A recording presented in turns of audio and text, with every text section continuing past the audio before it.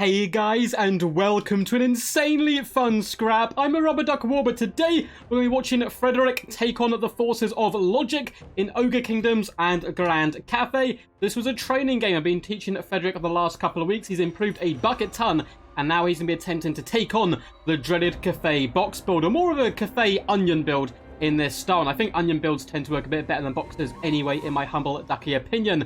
The answer to popping open the can and opening that bag of worms that is the Cathay defensive build is going to be the Hunter on Stonehorn. This bad boy has 110 armor, making him incredibly durable. He can duel terracotta sentinels, run over an infinite amount of infantry, and if you protect them on the way in, can cause absolute havoc in the enemy back line.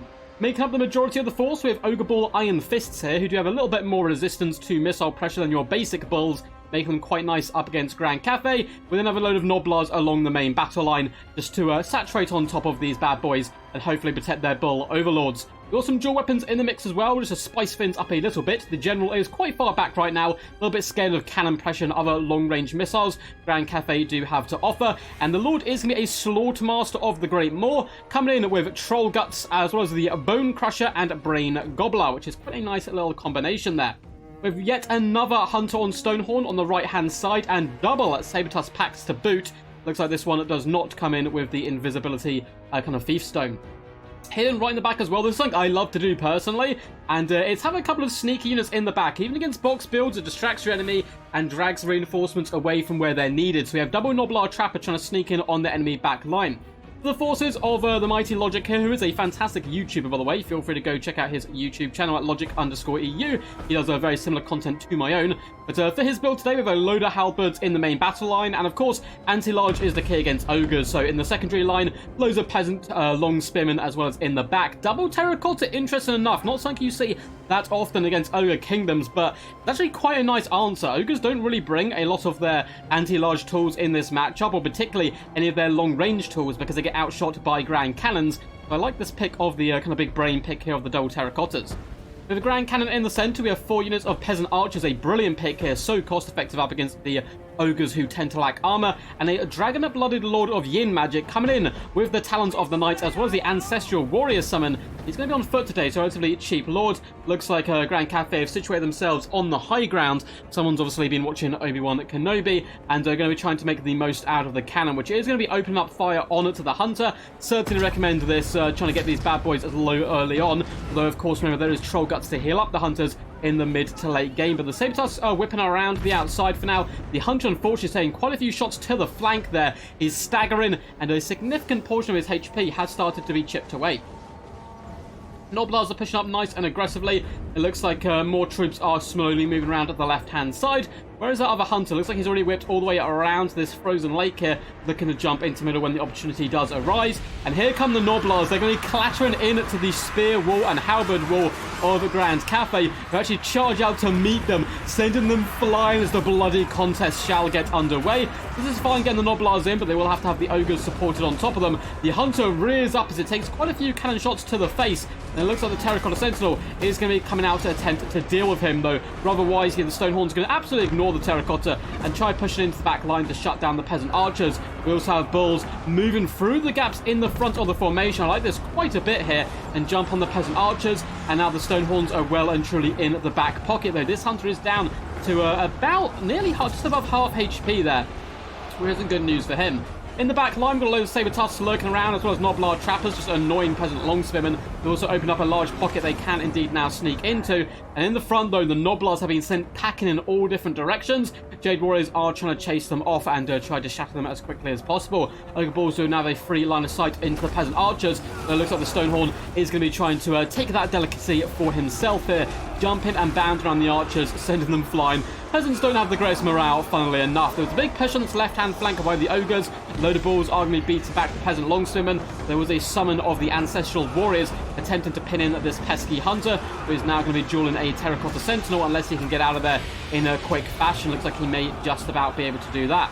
Lovely play with the Saber Tusks. They've managed to sneak into the back line. The Ogre Bulls just continue to push through, overwhelming the archers in the center. The Grand Cannon likewise has been forced back here, and it's a very hotly contested game so far. I would say Grand Cathay have had the better of the early engagements, but not by a huge amount. Unfortunately, this Hunter is dueling a fully health Terracotta Sentinel, not what you want to be doing in these dark days.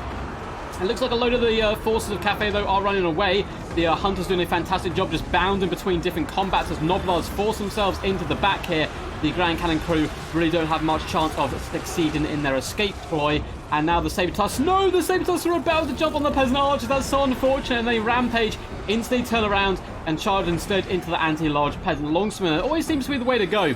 Looks like some massive overchasing there. We have Jade Warriors. They are chasing off multiple units here, so they're getting some decent value, and they can come back in the late game, but I definitely think that's not the best use of their time. Looks like one unit was brought back, though, and looks to deal with the Ogre Bulls. But I guess the fight's going pretty good for Grand Cathay, so maybe they can afford to send some of these units awry to chase off enemy routing troops. This Hunter's doing a decent job, running over the Peasant Archers. Once again is able to break them. Ancestral Warriors are once again summoned. Problem with the Ancestral Warriors summoned up against something like the Stonehorns is the Stonehorns can simply walk away. And in domination mode, it's obviously a bit different. You can get these bad boys to protect a spot from large foes, which are applying a lot of pressure. But in land battles, yeah, just simply ignore them and float over into the main confrontation and fight. It does look like the other Stonehorn is being healed up by Troll Guts now. And he's getting healed up massively here, which is really good news for the Ogre player. Bounding around, up to no good, starting much of trouble in a mini Jade Warrior neighborhood. Terracotta Sentinels are slapping, trying to beat back the Hunters. Looks one are going after each one, and hobbling in is the Slaughtermaster. A skip and a jump there, comes in and starts slapping up some of the Peasant Archers, who likewise are getting finished off now by the Stonehorns as well.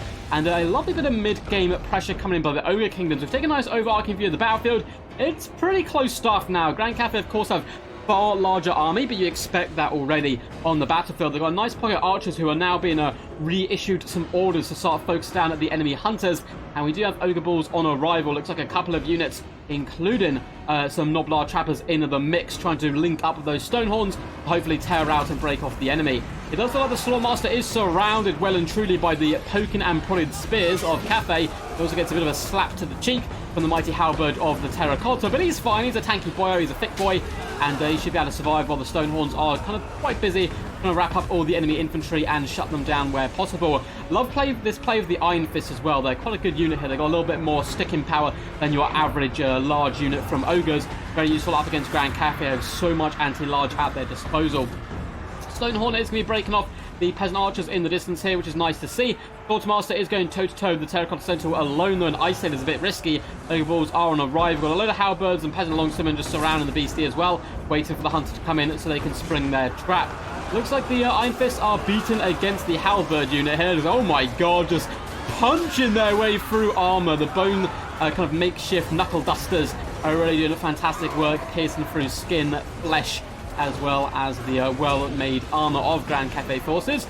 Looks like we are going to get a nasty Talon. It's only on Noblars though, so it's not going to do significant value, but it will get yet another unit off the battlefield, and that's what Grand Cathay needs to do right now to try to secure this Archer pocket where possible. They are certainly the key to a victory here, raining in shots from afar, really racking up the numbers. The Lord's been relatively tanky, surprisingly. I guess being a Foot Lord is getting flung around quite a bit and is currently hiding alongside the cannons, trying to stop the Hunter. That's kind of a 20,000 IQ play there. Hide one side of a Grand Cannon and the Stonehorn just doesn't know what to do. It's like, this obstacle is impossible. It's not physically possible for me to get around this. And he's just going to kind of stand there and allow the Trembloid Lord to do some pretty awesome Batman jumps and buy time for the Terracotta Sentinel to come to his aid. And they're certainly doing a decent number over on the Hunter so far. Those Peasant Archers being allowed to fire like this is really devastating work. So a bit of a mistake here from the Ogre player, not shutting down the Peasant Archers quick enough. But likewise, there's been a big overchase by Halberds. Looks like they are on the way back, and they have actually decided to abandon chasing the Noblars. It looks like the situation has been rectified there by both players, as it seems like the Stonehorn might be going after these Archers. Maybe not. Maybe he's just having too good of a time. So these Archers are certainly what's bringing down these Stonehorns. You can already see they've got pretty decent, pretty terrible value. My god, only 239 and 374 value, and they've used up a lot of their ammunition. That's actually really disappointing from the Peasant Archers. Apologies if you can hear sirens going outside my door. There's a hospital that's right next to me, so you may hear the ambulance go by there. Hunters are jumping up and down on the Peasant Archers, just having a fantastic time indeed. Peasant Longswordmen are surrounding these bad boys with Troll Guards going down. Terracottas are attempting to chase, and I'm a big fan of the Terracottas here. It's not something I've seen terribly often against Ogres, but they've been a nuisance for sure, and have really put Grand Cathay in the ascendancy. Look at that balance power, very, very heavily at their favoured right now, but it's not over yet. We've got a couple of Noblar trappers who are just being a pest, and likewise the hunters just need to keep on focusing down these injured units, hunt down the routing ones, and a lot of the Grand Cathay forces are starting to be terror-routed. Terracottas are very, very healthy though, which of course is quite problematic, and the hunters are just chasing away the peasant longsmen, looking to finish them off where possible. And yeah, looks like the Terracottas doing a not too shabby a job. Slaughtermaster is taking a significant damage at the moment though. Once again, the hunters are going to continue just to bound around these units and really try to shut them down. Iron Fists as well as Noblar Trappers continue to fight and scrap here on the outskirts of the battlefield.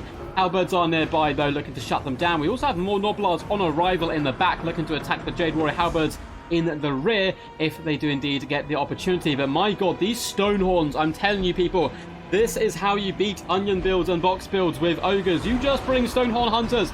They are so freaking good. It's honestly insanely hard to take these bad boys down. They're incredibly healthy. Look at this already. 430 kills on one of the Stonehorns. The other one, 244. Though disaster strikes.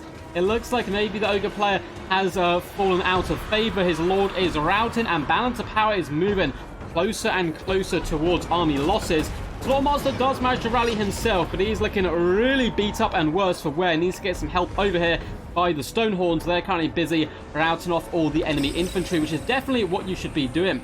We get extra ingredients go down the Slaughtermaster. He's filling his belly up nice and good, trying to, you know, get himself up and get some of his strength back in the fight. Noblars are saturated on top here of, it would seem, of the glorious Ogre Bulls, but it's not going to be enough. Ogre Bulls are simply going to rout. The Halberds are too many and numerous. What can Ogres do against such reckless Halberds? The Stonehorn is going to kind of grind to a halt right in front of the Halberds rather than charging through them. There we go. He's got his confidence up. He's got his mojo back. And he's doing some lovely work here. He's getting Butcher popped on him as well, healing him up once again. That's going to take him relatively close to his healing cap. Ogres really have some deadly potential of healing. We speak a lot about Nurgle and their healing, but Ogres are certainly up there as well. Looks like this unit of Halberds has been beat back. The Hunters are going to be rotating up and around and hunting down enemy infantry where possible. Noblars have been sent flying, but we still have Noblars fighting, and more Noblars are coming back into the fight. Trappers are on arrival here. The Hunters as well continue to apply pressure to the peasant longspearmen and really ramrod them down. And look how they fly. Look how they flee before the might of the Hunter. In fact, that's going to be enough to shatter that unit there. Doing some pretty awesome damage. Two units have indeed been shattered, and the Hunters are going to continue to chase where possible. The Halberds are basically at this point need to just get the Terracottas onto these Halberds. There's a unit in the distance as well coming back. And if the Halberds fight on top of the Terracottas, it's going to be basically game over for the Ogres, who can't allow that to happen. They are needing to attack these Halberds as swiftly as possible. Noblar Trappers, of course, are on arrival as well. A little bit hidden right now, but they are there, and they are moving forward. We've got more Noblar Trappers coming in. We also have the Slaughtermaster attempting to attack where possible, and the Hunter once again grinds to a halt. Does a little bit of a show stomp there on the Halberds. It really wants to be charging through them where possible. And my god, the Stonehorns are rampaging right now through these Halberd units. It looks like the Lord has managed to catch up, but only just about. Noblar Trappers moving into position here as Jade Warrior Halberds are currently bracing. Is there anything left to come back? Looks like we have one unit left of the Halberds. Certainly a bit of an overcommitment from these bad boys in the early game, but I think the Grand Cathay player felt pretty comfortable. Things were going really well for them, so they thought they could afford to chase off enemy routing units and come back in the late game. Slaughtermaster is on arrival as well. Looks like the forces of Grand Cathay, I'm not sure what they're doing here. They're kind of falling back. Oh, they're going after the Noblar Traps, I suppose, and trying to meet up and group up the homies where possible. Hunters are going to move into position once again. Now the Noblars are starting to run away. They're going to have to start moving into attack position. Yeah, Halberds decide to move back. If you want us, you got to come get us, and that's going to be a long way away, allowing, of course, Grand Cathay to save up more Winds of Magic as well. But likewise, it's going to be helping the Ogres save up. Let's fast forward through this a little bit as both players kind of reposition and get into a situation where a big fight once again is going to start scrapping. And here we go. Lovely use of the Bone Crusher here. So the Stonehorns are now committing into a fight. Slaughtermaster is nearby, but I love the use of that fist coming down. It does big burst damage to the Jade Warriors, and that's going to be enough to tip them over the edge to start to rout and terrify away. Stonehorns are falling back here as the Slaughtermaster kind of vibes and turns his back on the enemy as well. And yeah, let's fast forward this like little bit of pirouetting and so off. One of the Hunters does indeed have to stay in combat now. the other one to cycle charge. Attacking rules have changed, guys. You can actually cycle charge quite a bit with single entities in the late game, as long as, you know, you've got one unit fighting like the Slotmaster. These Stonehorns can simply cycle charge for their heart's content, it seems. So, yeah, a bit of a change there into, I believe that's fruit rules, which I assume are what's currently used on land battles in a tournament and so on at the moment. The Glorious Hunters are now surrounded, though. Chagkors looks like they are sticking it in for a fight. The Halberds are terrified and retreating, running away to save their own skin. There's 98 more Jade Warrior Halberds on arrival, though, which is pretty scary stuff for sure. Hunters are surrounding and focusing down one Terracotta, and it's going to be a bit of a fight of RNG here, so definitely the Ogre player needs to pray that the infantry constantly tear out and eventually shatters. Stonehorns are better melee combatants than Terracottas. Looks like the Slaughtermaster and one Hunter is going to fight the Terracottas. The other's quickly going to make a bit of a drive-by on the Jade Warriors, and I love this play. Absolutely just terrify these bad boys away and force them off the battlefield, and then come in and get a recycle your charge bonus up against the Terracotta. Bam, straight into the flank. It does look like the Hunter is about spent, though. One Hunter down, two Terracottas still stand. Likewise, though, we have the Slaughtermaster in here, and this Terracotta is looking really, really beat up right now. Now, we have a load more infantry who has come back for Grand Cathay. They are rallying here. That's a decent amount of halberds, 68, 52, 43, as well as 33. So that's decent numbers. Leadership is very low, though. They've lost their lord. The ground is littered with their dead kin, and, you know, it's a big, scary monster attacking you as well. Not going to be doing your morale any favors. Terracotta's down to 1,500 HP. He does slash the Hunter across the face, makes him staggering back, but he's up to still having 6,300 HP and 377 kills. But it is always important to get your 2-on-1s in these big single entity blob fights, because even if, you know, you've got a quarter HP and your opponent's got full HP, you'll probably win. Your damage output is double. Yeah, no, Bonebreaker comes down, doing some big damage to the halberds, which is nice to see. And it looks like this Terracotta may indeed soon go down, but the Hunter likewise is losing so much health. You can see the difference it makes to have extra units in here. The second Hunter is back, though. He's very beat up, 958 HP for him. So he wants to get his butt moving in this direction and take down the Terracotta where possible, but currently he has turned his back on his nearby friend and kin. Terracotta is nearly down here, down to 400 HP. The Hunter is looking really weak, though, and he's certainly suffered from being in a 2-on-1 fight. Halberds, once again, are terror-routed, though, once more, and eventually these guys are going to shatter. They've broken so many times at the moment, and there you go. Now they are broken, and possibly will not come back here. One Terracotta does go down. It looks like the Slaughtermaster was able to bring him low. Brain Gobbler goes down as well on the Jade Warrior Halberds, nuking their leadership by -16, forcing a terror out. And it's looking pretty damn close. Balance pairs are very even. This game is insane. It's been going on for nearly 18 minutes now, which is incredibly long for a land battle. And the Hunters are going to be coming in. It looks like the beat-up Hunter, 950 HP, alongside his brother, who has 1,400 HP, against a 9,000 HP Terracotta. But 2v1 is massive. It is so big. So this game is certainly not over yet, though, despite the fact it's looking a little bit hairy. And look at that damage on the charge. We have 3 single entities, if you include the Lord, taking on just the Terracotta, and his health is dripping off him.